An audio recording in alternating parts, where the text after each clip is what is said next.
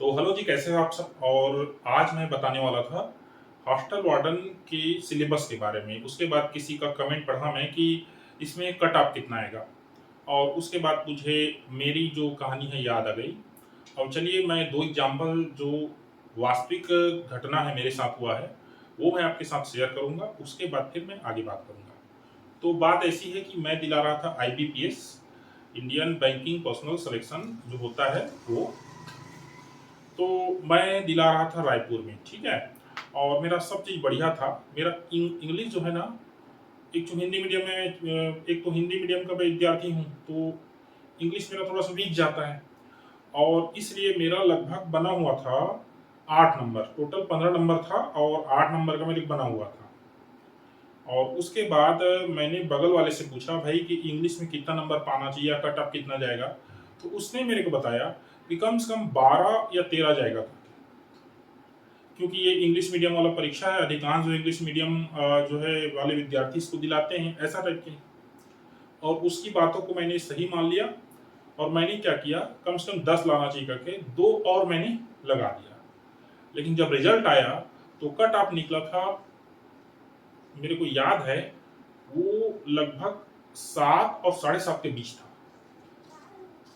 तो अब मैंने जो 2 गलत लगाया था वो तो गलत हुआ ही था, एक और मेरा मिस हो गया। और इस तरह से मेरा जो इंग्लिश वाला पेपर था वो डाउन चला गया।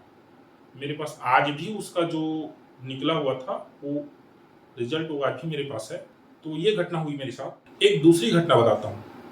मैं अभी अभी जो है प्री डीएड, 1 साल पहले है प्री डीएड की परीक्षा दिलाने।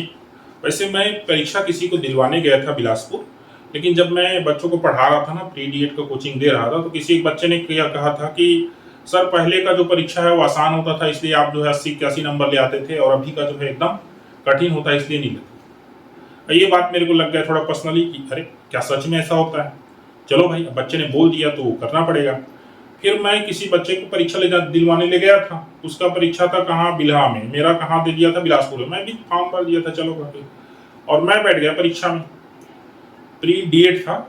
और परीक्षा में बैठ गया, नहीं सीजी टेट था शायद, सीजी टेट ही है, टेट है, मेरे को मिस हो रहा है, सीजी टेट है।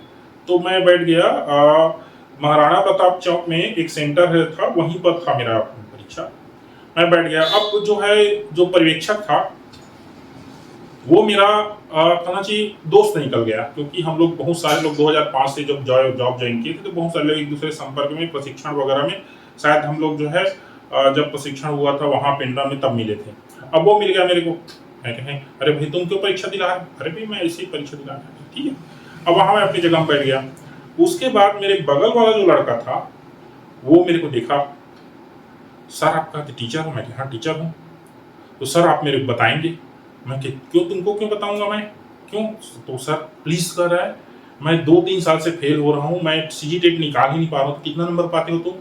60-61 आता है, उससे ज्यादा नहीं आता। एक बार 55 आया था, उसके बाद 60, मैक्सिमम 65 आया, उससे ज्यादा नहीं आ रहा।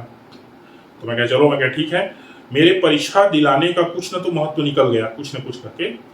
तुम जो है काम करना, मैं जो है 1.5 घंटे बाद तुमको हिंट करूंगा। इस तरह से बात हुई और ठीक मैंने 1.5 घंटे में पेपर अपना कंप्लीट कर लिया। मैंने एक क्वेश्चन को दोबारा नहीं देखा था और मेरा नंबर भी 103-105 आया था। वैसे मैंने सीजी टेट 3 बार क्रॉस कर लिया, ये चौथा बार हुआ। तो अब वो 1.5 घंटे बाद मैंने बोला उस लड़के को, चलो हम बताओ। वो क्वेश्चन में उंगली रख रहा था और मैं आंसर में। मैंने पहला उंगली रखा, उसने सही टिक लगाया।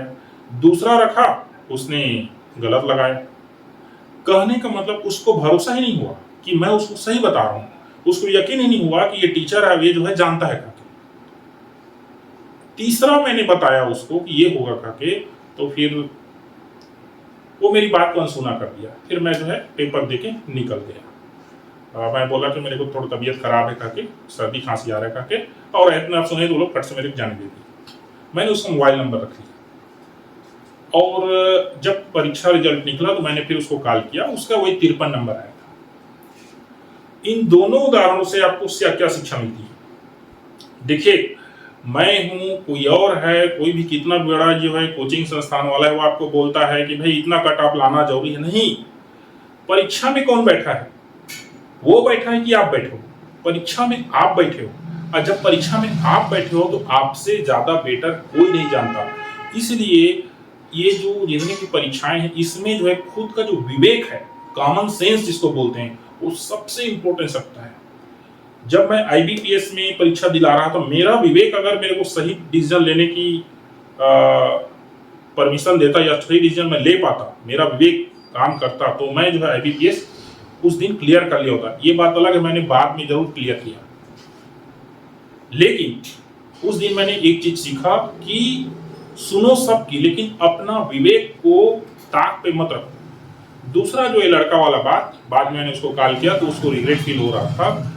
देखो, जीवन में याद रखो, हमेशा अपने विवेक से काम लो। अभी मैं देख रहा हूँ कई यूट्यूब में चैनल वाले बता रहे हैं, कोचिंग संस्थान वाले बता रहे हैं कि पिछले साल जो है 90-95 कट ऑफ गया था, तो नहीं, इस साल भी उतना जाना है जरूरी है क्या? पिछले साल जो है कंप्यूटर में जो है मैक्सिमम जो है 40 गया था, 45 गया था, इस साल भी जाना जरूरी है क्या? नहीं। वे क्वेश्चन के कितना कठिन आता है इसके ऊपर डिपेंड करता है। तो परीक्षा में कौन बैठेगा? आप बैठोगे। अपने विवेक से निर्णय लो कि ये जब वो परीक्षा आपके लिए कठिन होगा तो सबके लिए कठिन होगा। इसलिए जबरदस्ती में ज्यादा जो है सही क्वेश्चन को आंसर मत दीजिए, जितना जानते हैं उतना ही कीजिए, क्योंकि ये परीक्षाएं क्या है, माइनस मार्किंग।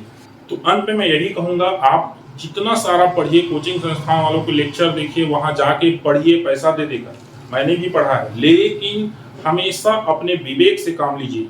मैंने एक बच्चे से पूछा था तो बता रहे थे 1 महीने से अंग्रेजी पढ़ा रहे हैं। बताइए, जब 10 नंबर का जो टॉपिक है, मान लीजिए 10 नंबर का आना है, उसमें 1 महीना का जरूरत है क्या? कदापि नहीं है। अगर आप 1 हफ्ता भी पढ़ोगे ना, आंसरिंग पैसेज निकालने की आप में थोड़ा सा भी क्षमता है, तो आप 5 या 6 नंबर ले आओगे, और 10 में 5 और 6 नंबर काफी होता है। मेरी बात आपको अच्छी लगी हो तो लाइक कीजिए वीडियो को, और आपको और ज्यादा अच्छी लगी हो तो चैनल को सब्सक्राइब कीजिए, वीडियो को शेयर कीजिए। धन्यवाद। अगले वीडियो में आपको हॉस्टल ऑर्डर जो है ना उसके बारे में डिटेल जानकारी देने वाला हूँ। धन्यवाद।